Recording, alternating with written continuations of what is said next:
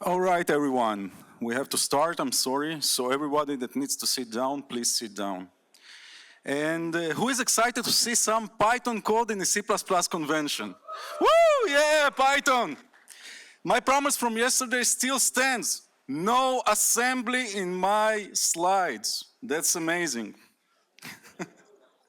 Okay, as you can see, I really love creating AI photos with Midjourney. Sometimes I use Microsoft, so guys in Microsoft Designer, thank you. You make my life easier now with my slides.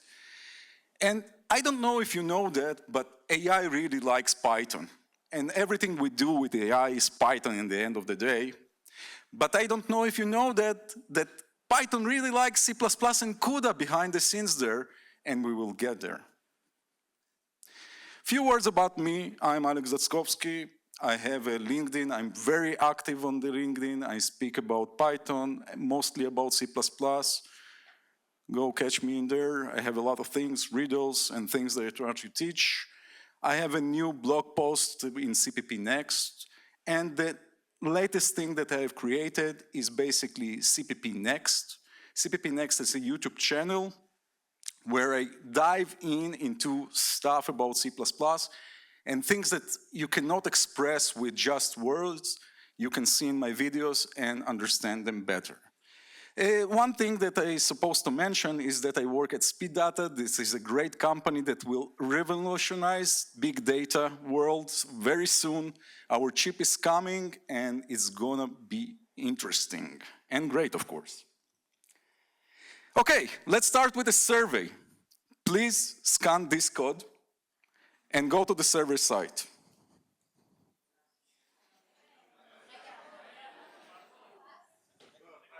Oh, sorry.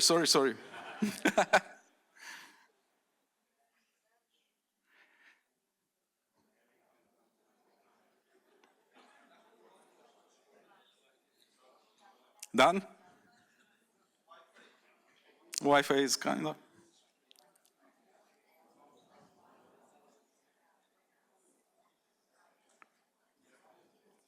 And the results are coming in.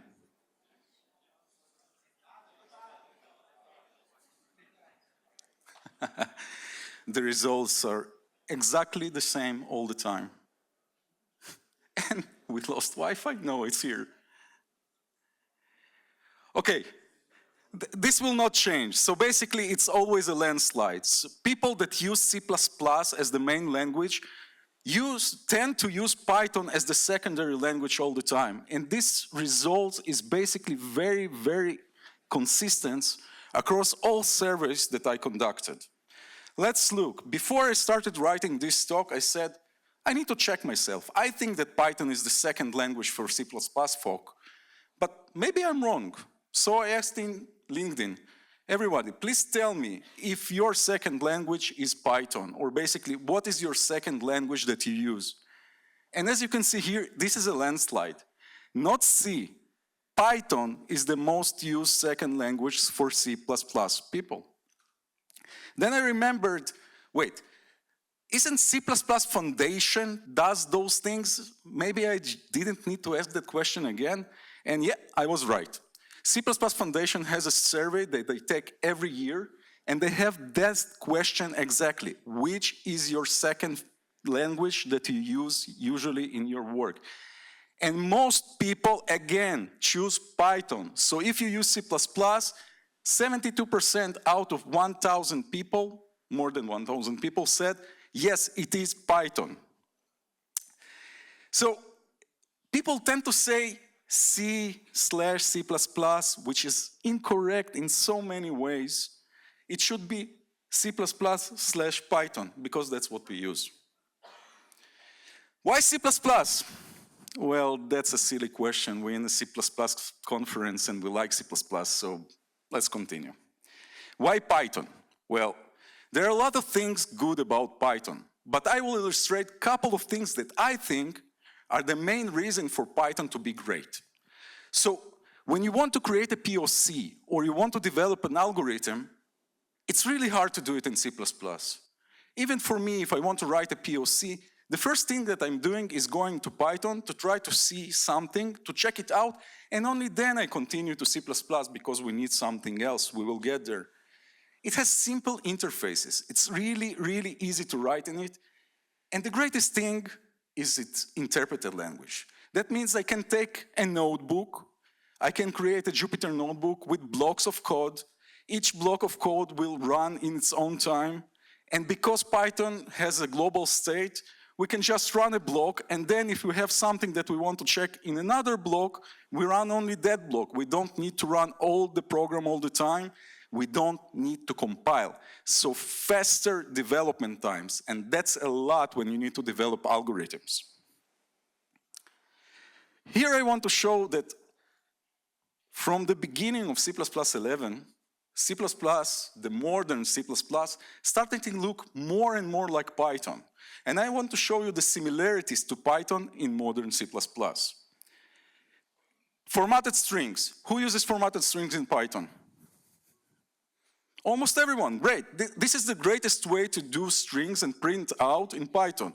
Basically, you're saying, I want to embed a tuple and a number inside this string, and it does the work for you, and you get a tuple, and it prints it as a tuple because it is a tuple, and a number. We got what we wanted. But look at C++. Who uses formatlib or stud format? Less people. Shame on you. This is a great library. So this library is written in C++11. If you don't have C++20, if you don't have C++17, go to your managers and demand using fmtlib, because the performance here is much, much better than stood out. In miles better than stood out. So we have almost the same thing, just because it's C++, we have to create variadic argument list. But it embeds it during compile time if it can. So here, it embeds everything in compile time, and it prints it as a tuple and a number, just like Python. In Python, it's really easy to go over all elements of some collection and print them out or do anything you want with them. Since C++11, of course, we have the for each that looks almost the same. We are looping over this array of numbers and printing them out with fmt print. And we got the same results. Another cool thing in Python, in my opinion, is that we can easily return tuples and then bind those tuples into variables, basically unpacking the tuples into things, variables that we want to use later. Then we're printing them out here, so this is just a function call, and two numbers that we added up, and we again get tuple and a number, as expected. In C++, until C++17, we had to use something called std_tie. I will show it in a little bit, but since C++17, we got structural binding. In line 9, you can see structural binding. We have a function that returns a tuple, exactly like in Python. Maybe little bit more words needs to be written down, but there's few ways to do that. And in the end, we are using auto, we're saying A, B, C, and we are unpacking those values into A, B, and C, and then we can print the same thing. So again, we're starting to look more and more like Python. In Python, we could ignore values by putting an underline. In C++, it wasn't possible, and you had to use std_tie with std_ignore. Std_ignore is basically something, it's a type that can be constructed from anything, and just nothing happens. So it's a little bit more clunky here, and it's not exactly like the same as in Python, but in C++26, we got this underlined thing that will ignore everything. It, again, starting to look more and more like Python. The C++ committee loves Python, and we try to make your life easier. Mistakes are making, but usually C++ becomes more usable for people since it became modern. So if Python is so great, why can't we just use Python? Why do we need C++ at all? And I have to say, the greatest power of Python, it's its greatest downfall. Interpreted languages are dangerous and slow. We need performance as C++ programmers. We cannot just depend on Python all the time. And it's much easier to do mistakes when you're writing Python dynamic code. It's just allowing you to do everything. I want to go over a few mistakes that people can make, very easy mistakes that people are actually making when they're writing Python. So here we have a function called foo that receives one argument, and it adds 1 to it. Then in the main, we have the function foo, we call it, and then we add 10 to it. Well, that's a problem, right? Python functions, even if you don't say that you return something, if it's a void function like in C, it will return none, and you cannot add anything to none. So another problem is that if you wrote this code by mistake, and it's somewhere in your code base, but you never got to it in a couple of branches of your code or your unit tests, and you run it at your customer, and it will fail only when Python will get to this problem in runtime. So that's a real problem. Now let's try to fix this function. We added the return. Everything is good in the world. But we forgot to add another parameter, the b parameter inside the function. In line 5, we just create some b outside the function and say, okay, maybe we will use it later. And then we are calling the function with just one parameter. Will this work?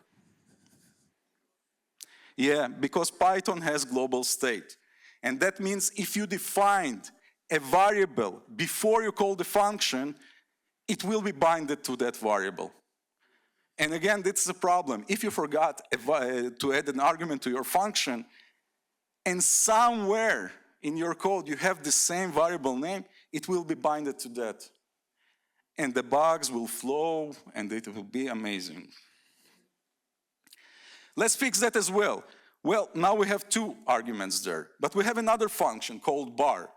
Bar is assuming, and that's the worst thing.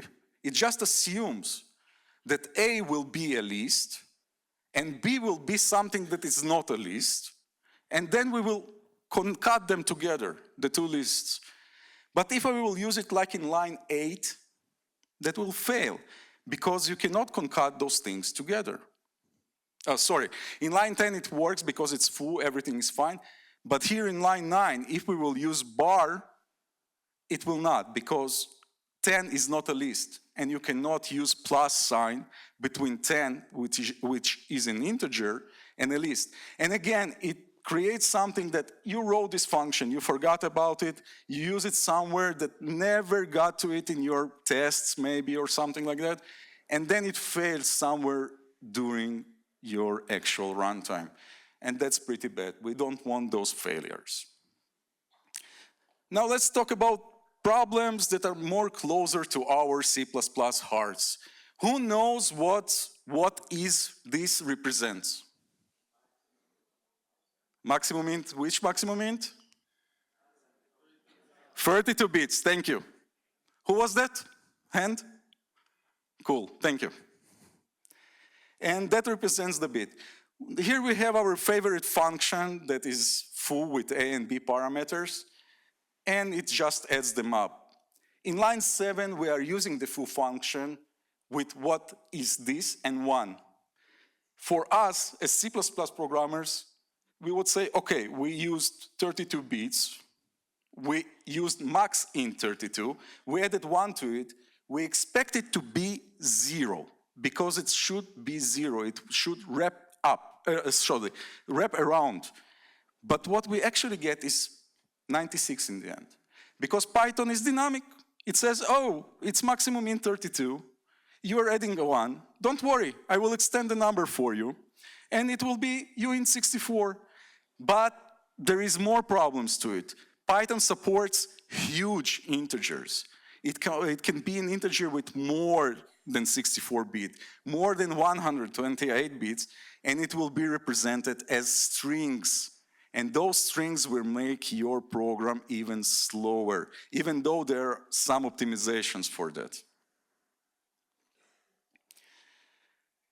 Another thing is, we as C++ programmers, we want to use, sometimes we want to work with binary numbers. In Python, there is no binary numbers, even though there is a function that's called bin, a built-in function in Python that will return the binary term for the number that we want. It's not actually a binary number, it's a string. So you don't have a binary. You work on strings and your performance will be a performance on strings. Those are just some of the things that Python hides inside it when you write it. So it is great, it is dynamic, it's really easy, but it's really, really easy to make mistakes as well. So be careful. Luckily, Python 3.12 is already here, and there are a lot of good changes that made it into Python 3.12. And here are some of the things that we can fix with that. So typing got into Python 3.12. And typing says that we can specify the types for parameters and return to the functions. Here we have our favorite foo function, but now we are saying we want A to be just integers, B to be an integer, and the function has to return an integer. If we will write what we wrote in line 7, that we are using it with a float, the IDE will tell us, hey, there's a warning here. You said you will provide me with an integer, but you provided me with a float. That's nice. Same thing will happen if you forgot return. If we say that this function will return an integer, it should return an integer. So IDE will tell us that we have a problem here as well, and you should use return. And I think this is one of the coolest things, Python 3.12 has templates. It's generic code. So you can create a template function in Python right now. Here we are saying that our foo function uses t parameter, template parameter, that can be integer or a string. And then we're saying A has to be a list of those things, and B has to be one of these things. And we have to return a list of these. Then inside the function, we just append to A, we append B to A, and we return it because it's a list. If we will use it like in line 8, everything will be fine. We have a list of ints and strings, and we append an int to it. So everything is great. But if we will try to append float to it, it yells and it says, hey, this type's supposed to be an int or a string, and you are providing float. That cannot be. Another thing that is really similar to C++ is using. Basically, we are creating a type aliasing here, and we are saying U can be a list of these or a tuple of these. Then we are creating a function that receives something that is U type, and it returns a list of U. And then we return the A. So if we use it like we use it in lines 10 and 11, everything is fine, everything works. But if we will try to use the same thing with float like we used here, that will be a problem. So what we have to understand is, everything that I showed is great, but everything is a warning in IDE runtime. Nothing will fail. The IDE just tells you you have a problem, but if you will run this code, it will run. It's Python, it allows everything. So you have to use linters. There is great linters, I'm just showing two of them, Flake8 and MyPy. I prefer MyPy because MyPy is more strict.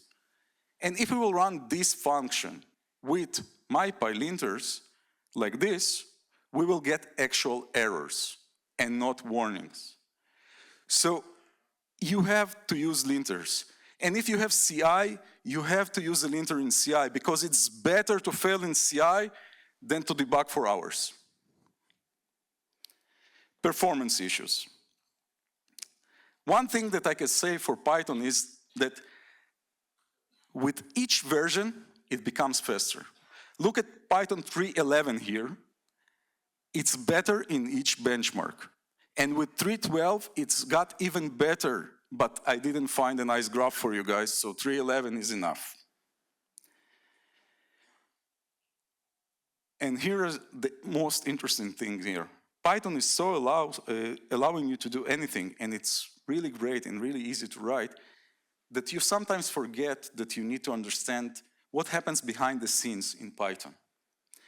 And because it's so easy to write, I think you have to understand even more why things are happening in Python. So here we will create and run some benchmarks on functions.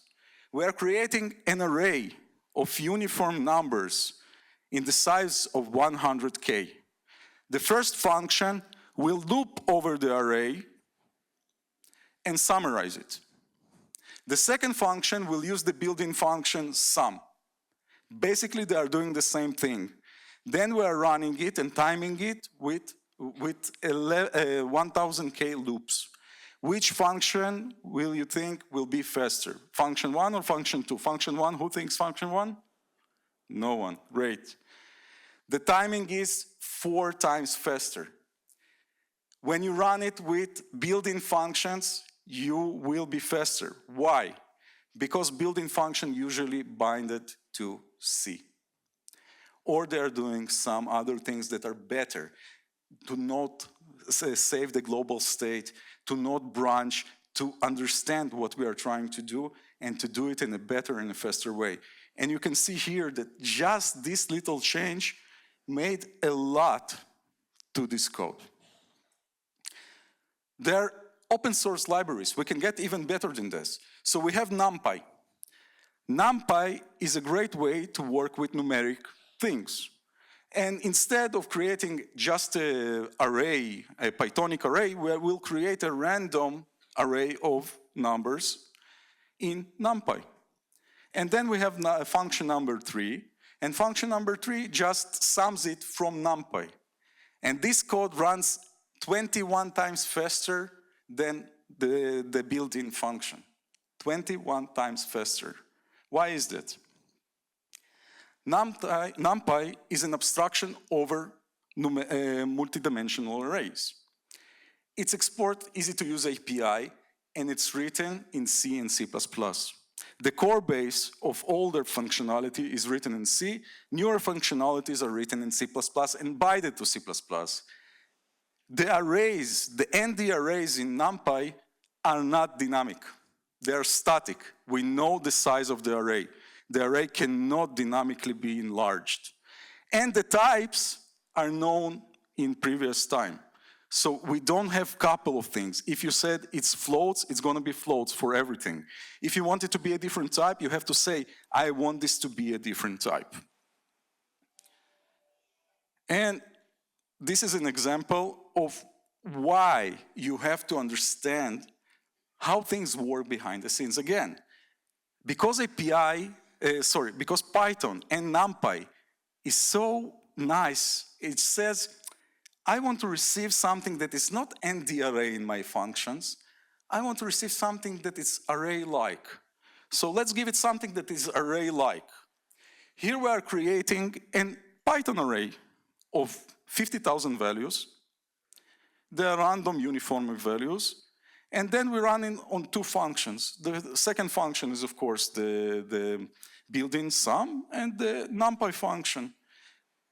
Who thinks function number 2 will be faster? Who thinks function number 3 will be faster? The majority of people thinks that function number 3 with NumPy will be faster. And you are wrong. The built-in function runs much faster here. Who think? I will not ask that question. I will just explain for all the people that are so amazed by it, that we have overheads. As I mentioned, NumPy has great things. It uses an SIMD and it optimizes everything in C and C++. But we created a Python array and we provided it with a Python array. That means everything has to be copied to the C memory and only then worked on.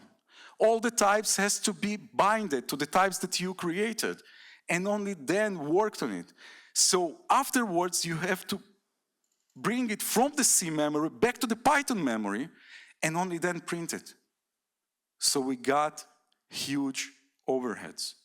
And this overheads is exactly what you have seen here. That means, again, even with such great open source libraries, you have to understand what happens behind it. You shouldn't break APIs, even though the API is so elusive and says, yeah, bring me anything that looks like an array. You have to understand that if you will bring it an array like that, you will pay with a lot of latency. There are more source and great source models to use with ND arrays, and for AI, one of the best things, one of the best model in my opinion is PyTorch. PyTorch is basically very similar to NumPy. It's an abstraction over continuous multidimensional arrays. Similar, right? It gives you AI abilities. You can create AI models really easy with it. It's an easy way to mix and check your AI models. The core implementation is in C++ and CUDA. That means you can use CUDA code really easily. And that means you can accelerate your calculations really in a really good way without even knowing how to write the CUDA kernel. So it's a good thing. Here's an example. Here we are creating huge tensors, very huge tensors, and we are just multiplying them. We are multiplying them on the CPU with PyTorch. Here, because we are running for 1,000 times and multiplying such huge tensors, we will run almost for 40 seconds. But think about it again, the tensors are so huge and we multiplied it for 1,000 times and we got results that are much better than in Python. As I mentioned, it's really easy to use CUDA. So that's how we use CUDA with it. We are just saying, hey PyTorch, we want to use our CUDA device 0. We want to run everything on CUDA. So we are creating the same tensors, but we are saying, please create everything on the GPU, not on the CPU. And if we will run the same function right now for 1,000 times, we will multiply these huge tensors, we will run in 0.047 seconds. This is a huge improvement just because we ran in the GPU. And again, you have to understand how things work. Here the code is almost identical to the previous code, but the only difference is that we use two. We are copying the data from the GPU to the CPU each time. And just because we are copying the data, we are running for 31 seconds now. That means the calculation in the GPU was really fast and everything was great, but then when you return the data, because it's so huge and you are running on PCI, you will get these results. This is just an example of how to write an AI model. This is for MNIST, and it detects if something is a shoe. It's a great model if you want to use it afterwards, but I'm just showing how easy it is to implement something of your own. And if you're interested in using something in AI and writing something in AI, this is a great way to do that. Here I have some collab things, if you will want to use them later to see how I do it with MNIST and to do some things, you may just go there and watch them. Okay, until now, we talked about things that we actually have in Python right now. We didn't have to implement anything of our own, but it's not just for that. Sometimes we need to implement our own bindings, because sometimes the open source doesn't give us what we want. So let's say that our algorithmic team really wants to use this cool function that multiplies A by 2, then multiplies B by 3, adds them up, and divides them by 2. Now, no open source can do that, just us. It's an IP. And then they cannot rewrite it in Python because they have to have exactly the same performance and the same code to use it. So what can we do? We can bind those things. There are many different ways to do it, but it's good for us that Python is actually a C program. The best, or not the best, the most used interpreter called CPython. And it's called CPython because it's written in C. This program basically runs your script, saves the whole global state for the program, creates Py objects, and maintains everything. Because it's a C program, we can extend it. How do we extend C and C++ programs? Shared objects, thank you. So just to illustrate that, the CPython interpreter looks something like that. We have inputs and outputs, we have the CPython core, we have an interpreter inside the CPython core that receives the lines of code from your script, and then it creates Py objects, and the interpreter is communicating with the Py objects. And if we will create just a shared object for that, we can extend this program. It will load us. But how do we do that? Still, it's Python. It's a program that we cannot just add code to it, right? We have to extend it some way. And again, because it's a C program, they have provided Python.h for us. Python.h is just the full API for Python. You have everything. You have all the abilities that you need to extend your program. How shall we implement it? So we need to start with our cool function that is an AP, and I hope no one will film this because it's too much. Then we have to create a Py function. Py function receives two Py objects. Self, because each Python function has to receive this, and arguments. Then we have to parse those arguments. So we're saying, okay, we have two integers, and we have to say to the parser input arguments that we want them to be binded into integers. Afterwards, we have to run the C function, because we are binding the C function in, and only then we can return something that's called from double. It just will return a Py object, a float Py object out of this function. Afterwards, we have to create a model. So here we are saying the model name is foo. It will use PyFoo modules, PyFoo functions, and it will use matvar args. And what it does, it's calculating this cool thing, and then we have some sentinels. That's not enough. Then we have to create the module. We're saying we have to init the module. We are saying what's the module name. We're using the model, and we're saying we will use foo methods inside this model. But this is not enough. When Python actually imports a model in, it needs to initialize it. So we have to provide a PyInit function here that will initialize the models for us. And we have to do it like that. We will just say, okay, we have this model. The names have to be the same as for the model itself. It's really important.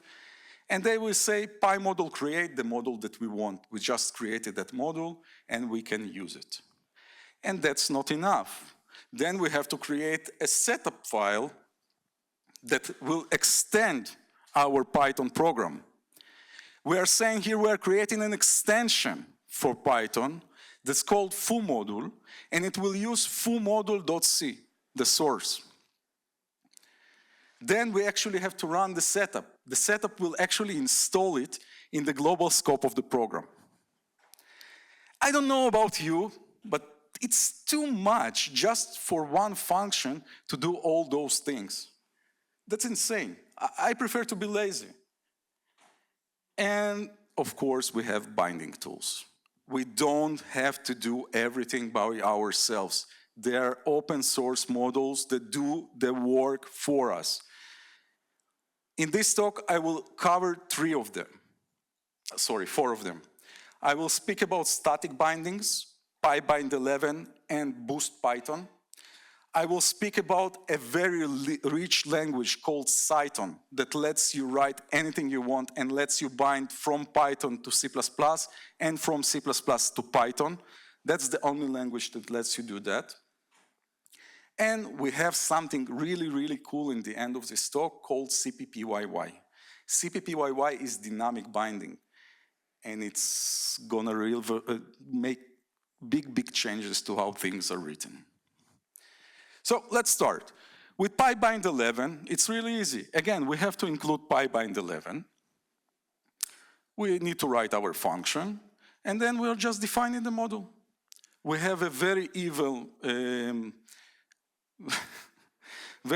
thing here that for some, macro. How could I forget macros? Very evil macro here, but that's how PyBinding works. It just wraps everything for you. And all you need to do is to say documentation, and you are defining a function. Then you are saying you are providing two arguments, giving the arguments names, and that's it. You're done. But let's make it a little bit better. So until now, we had to do everything by hand. We have a build system to do things for us. So we can use CMake to our advantage. Here we're just saying that, okay, we want to create a foo module, and we want the foo module to be compiled from main CPP. Then we need to link it to PyBind 11. And to link it to PyBind 11, we need to find it first. And if you're using a package manager like I do, and I use Conan, some people there have kind of weird sense of humor. Like, it's actually in their documentation to use PyBind 11, all do not use. So I don't know. We still need to create the setup file. And by the way, we don't need to create a setup file because the modern Python really prefers to use TOML files. But just for simplicity, I decided to use everything with a setup file. And then we can even install it with CMake, because we have install code.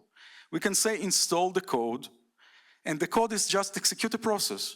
So when this program or module will be installed, it will execute the Python setup by itself and install it for us. As easy as that. So you got everything wrapped around. You got everything from writing the code, binding it, and installing it in one shot. For Boost Python, it's almost the same. In my opinion, Boost Python is, if I remember correctly, it's older, but I think it's cleaner, and it's a little bit better. So here you can see that our code is a little bit cleaner because we don't have to write a lot of things. But the principle is almost the same. In our CMake front, almost nothing changes well. Boost is just using Python libraries behind the scenes. So we have to find Python and Python interpreter and to use them inside our CMake. Instead of PyBind, we are linking it with Boost Python 3. And that's it. That's easy.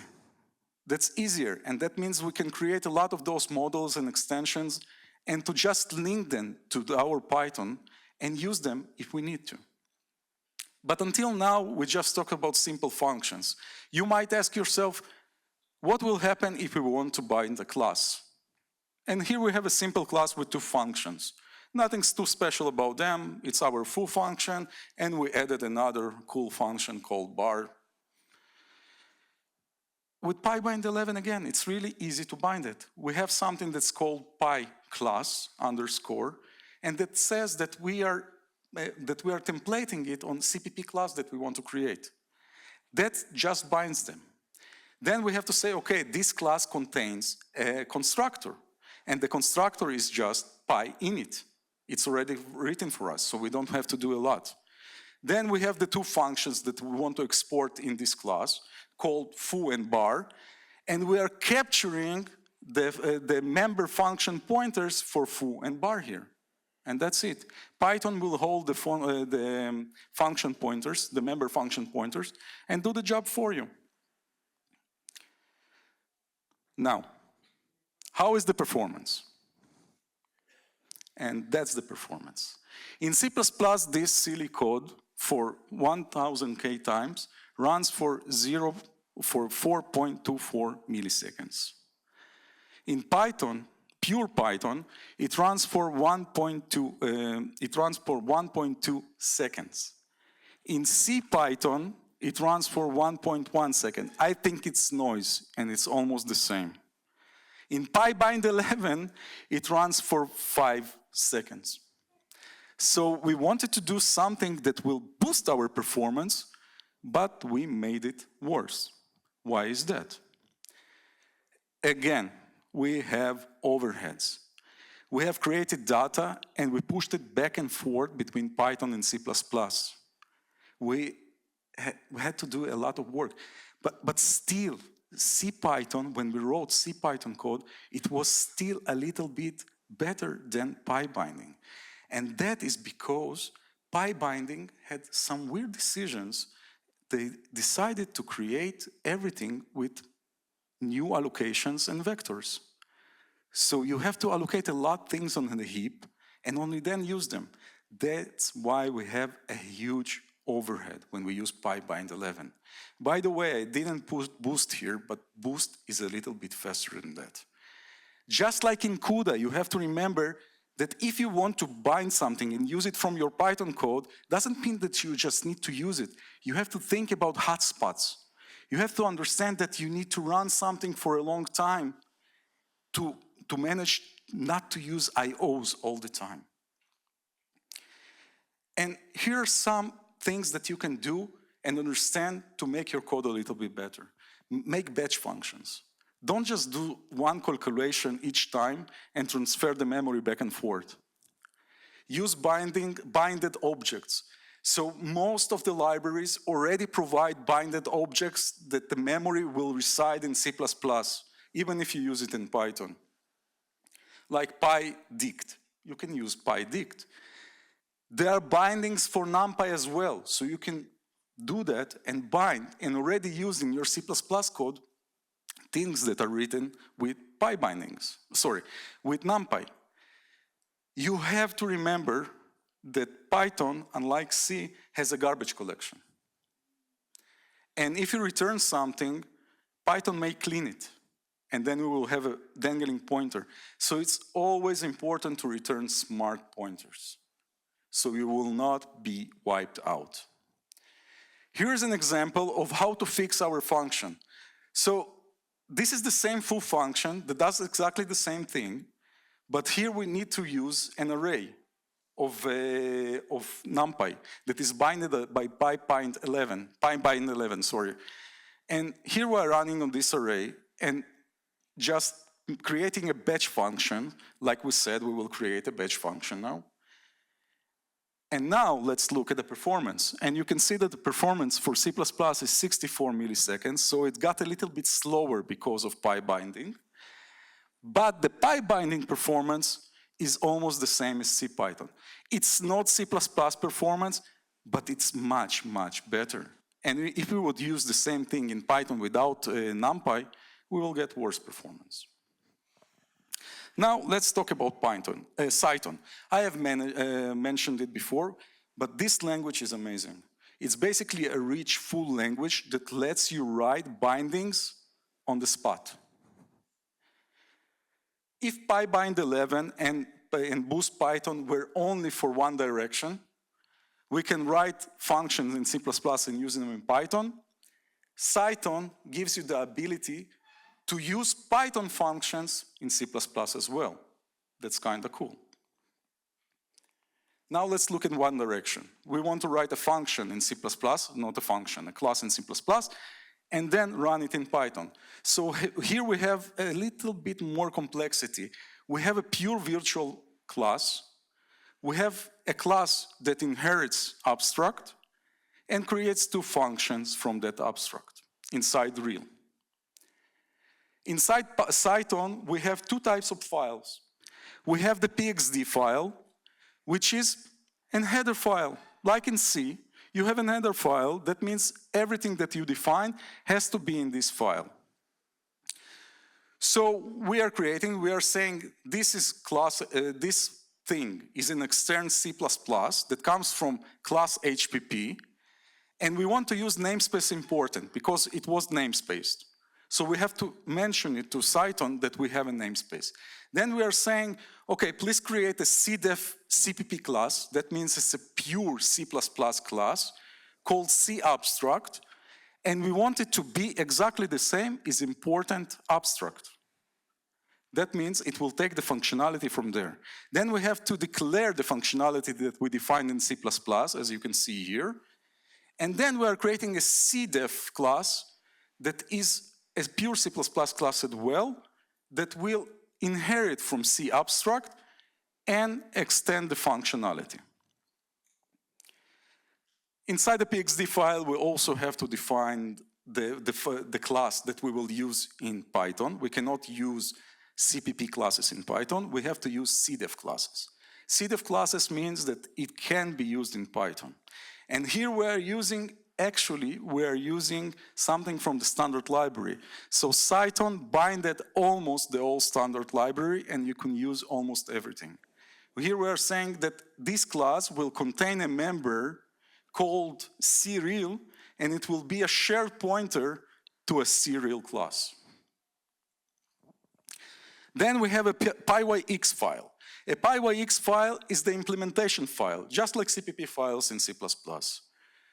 We are C importing. C importing means we are importing C functionality into this Cython file. We are importing from libcpp, as I mentioned. We have almost everything from libc++. And we have special Cython operators for the referencing. So we're importing from operators just because we need to use asterisk, because in Python asterisk is something else, we need to use the reference. Then we are actually implementing the classes. We are saying we have a class called PyReal, and it has to declare a cinit function. A cinit function means it's a function that will be called before init. We are making a shared pointer for the cReal variable that we declared, member, sorry. We have the init function that does nothing, and we have a foo function that dereference directly the CPP class that we created with a shared pointer. Because we use get, we get a pointer to the class, we are dereferencing and using foo function from it. That means in C++ we will run in Python class, we will run directly the C++ thing. We don't need to copy back and forth. To Cythonize, you need to write this thing, but again, we can use CMake to make things a little bit better. If we will use CMake, all we need to do is to find our interpreter again. We need to create a custom command. This custom command says, I want to Cythonize everything, and the Cythonization will create a CPP file. Basically, Cython, what it does, it's taking the code that you've written in Cython and translate it to C++.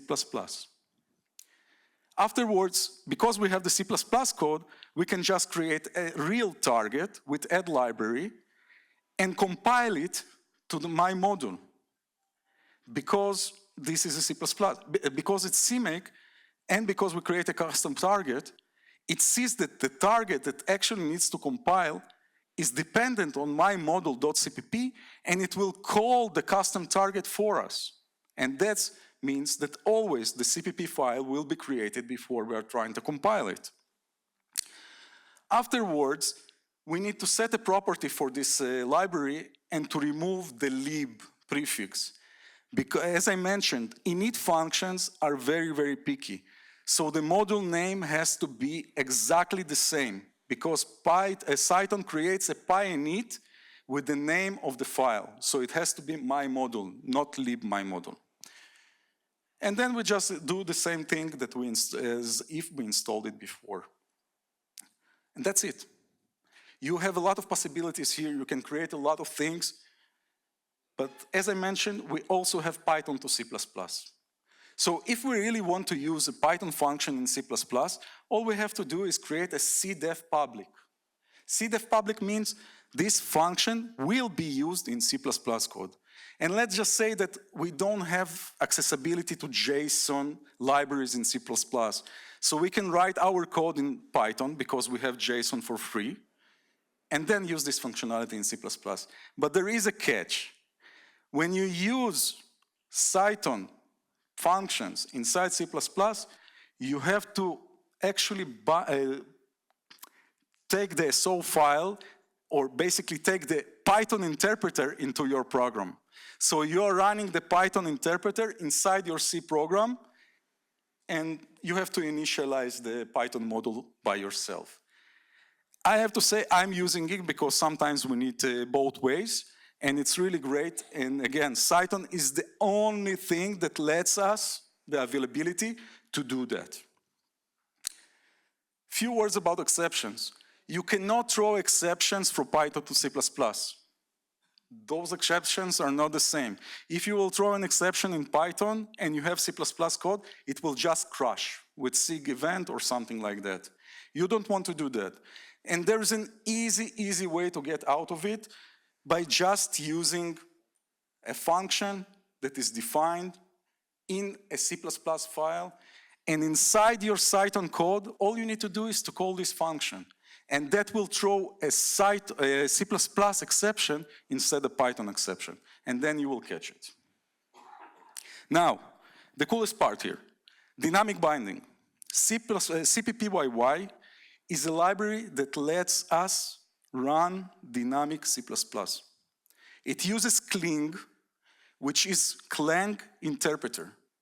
We can actually interpret C++ code. And that's how it looks. Look, all the hoops we had to do before are gone. All I have to do inside my inside my Python code is to import cppyy, say cppyy cppdef. I'm writing my foo function here, calling it from GBL, and that's it. This is actually from my terminal.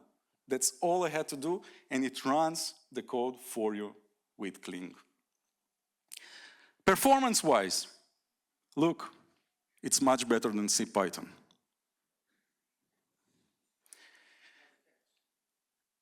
No catch. You cannot run it in C++ code. You can just run it in Python. That's the only thing.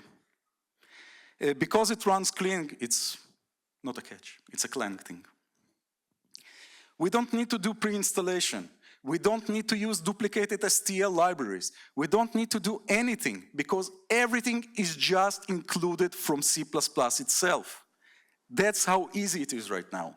If you are using an include file, just include it with cppyy and it will cling it for you. You can create lambdas. You can run template code. You can do everything. Here's an example of how to run something that is written in Python, in C++, and then we will run those classes with cppyy. So we created this class that inherits from abstract, and we have these functionalities that we will use there. With cppyy, it's that simple. We already written the h class. So we have cppyy include features.h, and it will parse the code for us. That's it. Then we're saying, okay, from cppyy GBL, which is a global namespace in cppyy, I'm saying I want to import real, the real class that I'm created. And if I will look at the real class, I will see it just cppyy GBL at this address. To use it, we have to instantiate it. So that's all we have to do. We started the class, and then we can use foo from it. That's it. No hoops, no binding, no nothing, pure C++ code, and then use it in Python. If you want to do more than that, you can write your functionality inside Python itself. So as I mentioned, we have STL. We can include array. It will just create an array for us that can be used in Python. And here, as you can see, I'm creating one function that returns a number, another function that returns an array of integers in the size of 10. And then we're just using it. That's it. And the coolest thing is, because this thing runs on Clang, it can deduce templates for us. And we can pass Python code, Python lambdas, and Python functions to C++ code, and it will deduce the types for us. So here we have a function that called call it. It's templated on return value. use a lot of parameters that we are providing and the parameters that will go to the function. And we say that we have the first parameter to this function is a function pointer. And the second parameter, or basically variadic parameter, is the arguments to the function. Then this function in C++ uses invoke and invokes the function pointer with arguments. To use it from Python itself, we just need to import the call it function from cppyy GBL. Here we are creating a Python function. But in this Python function, I have to bind the values to be actual things. A has to be an int, B has to be an int, the function returns a float. And then we are returning the function that we wanted. Then we are calling a C++ function and providing a pure Python function to it. And it actually deduces it for us. Because we have provided the actual types that we want, the clean compiler, the clean interpreter understood that we are creating a call it function with a function pointer for int and a return of float, and then it executes it. That's it. It does everything for us. It makes life easier. I have to say that it's so much faster than everything else that now in my company I started removing older things and porting us to cppyy because it's amazing. So closing note, be lazy. I said it yesterday as well, be lazy. Find the right technologies, use them. Understand the things that Python does well and the things that you need to be careful of. Always try to understand what happens behind the scenes. Even in Python, we cannot just leave it alone and say, okay, it does it for us. Because if we will do it wrongly, we will have a problem. I wish I had more time to speak with you about GIL, but there is no more time. So thank you, everyone. We are done.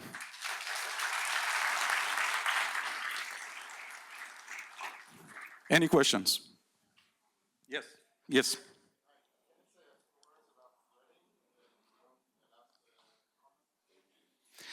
Well, yes. In Python, you have something that's called GIL. Oh, sorry. The question was if I can say a few words about threading. So in Python, you have something that's called GIL. GIL is a global internal lock, interpreter lock. That means if you want to use threads, you cannot, because you have a global scope. So each thread that you want to run needs to take this global interpreter lock and only then run. You don't have actual threading in Python. In CPython, you have the ability to do some things to go around it and to say, okay, I want to catch it, I want to release it. With Cython, you can say about some functionalities, no GIL. I don't want to use GIL, but it is not allowed on everything. And in cppyy, it's just using C++ code, so it's on you, and it will catch the GIL for you. In C++, it was supposed to enter in Python 3.12, GIL was supposed to be removed. Now they are promising it in Python 3.13. I don't know if it will get in, but it's going to be huge for performance. Anyone else? Yes?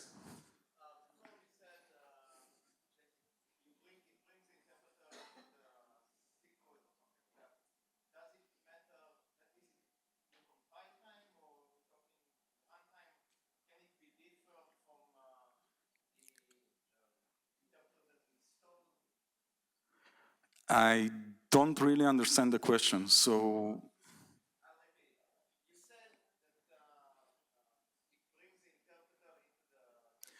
You mean in Cython, if you want to run a Python function inside C, you need to bring the interpreter, yeah. The question is, does it happen when you compile it? No. As you see in the code there, I actually use dlopen. I use dlopen to bring the python.so inside my code.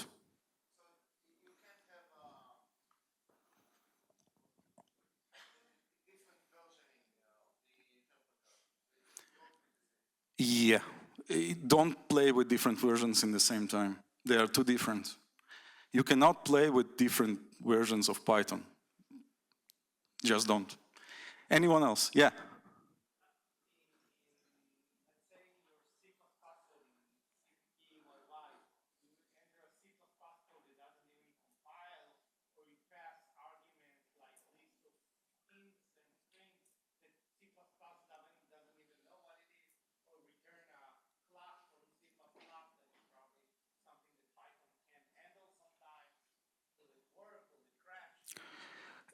The question is if we will provide to cppyy something that is incorrect or something that Python cannot handle or something that C++ cannot handle, will it work? So the answer is cppyy is pretty explicit on the failures. It will explain why it fails. That's why I like it. Unlike Cython, when it fails, it just yells and breaks everything. Here you can actually understand, because it comes from Clang, you have better error messages. So if you cannot do something, it will warn you, you cannot do this. And it will say, you will need to fix this because I cannot convert something to something, or things like that. Or sometimes I've seen things like, I cannot instantiate the function. For example, in the example that I gave with the template function, before I gave it the actual types, I just wanted to check. It said, I cannot understand what function you are trying to instantiate because they don't have types. They actually told me that. Yes?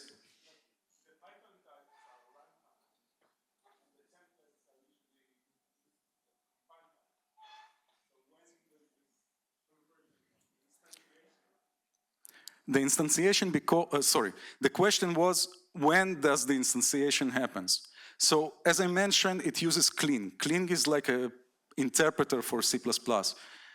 When you are using the function there and you are calling cling with this functionality, it will instantiate the function and then it will run it. Yes?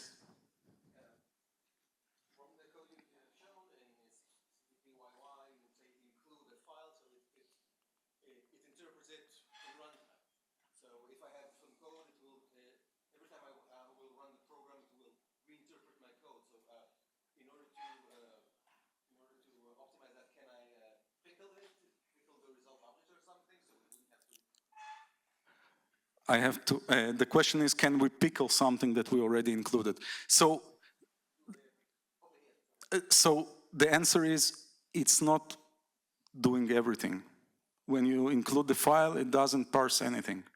It parses the things that it needs. So if you are using some function, it goes to the file, finds it. If it cannot find it, it just says, I cannot do it. I do want to understand if I can do pickles or something like that, because sometimes I need big functionalities. I don't have an answer for that yet.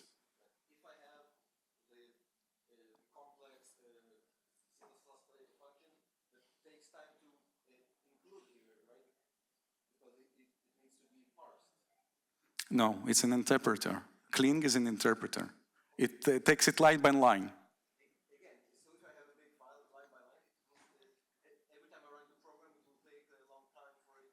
For the first time. Yes, and that's why I'm saying I'm not sure if it can be done. I don't have an answer yet.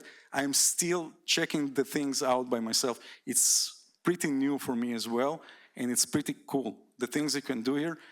The performance got much better. So just to make it clear, in some of our code, we use something that's called C-types. And C-types parse the code all the time. It creates a Python module from your code, and then you take something from your code, and then you need to write it back to C++. Horrible. So seconds were wasted just to do that. With cppyy, I'm running it in a couple of milliseconds. Just one more question, and that's it. Yes?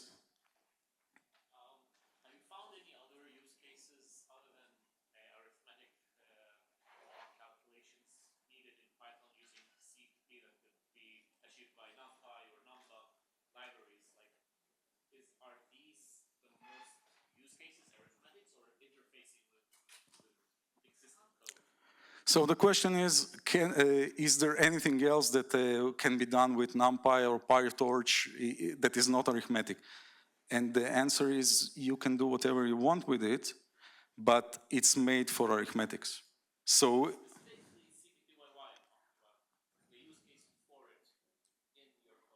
I'm not using NumPy here with cppyy. I'm just writing C++ code. I don't need NumPy anymore. I can just write my own code. And if I want to do SIMD, I will do SIMD. If I want to do something on CUDA, I will do something on CUDA. That's on me.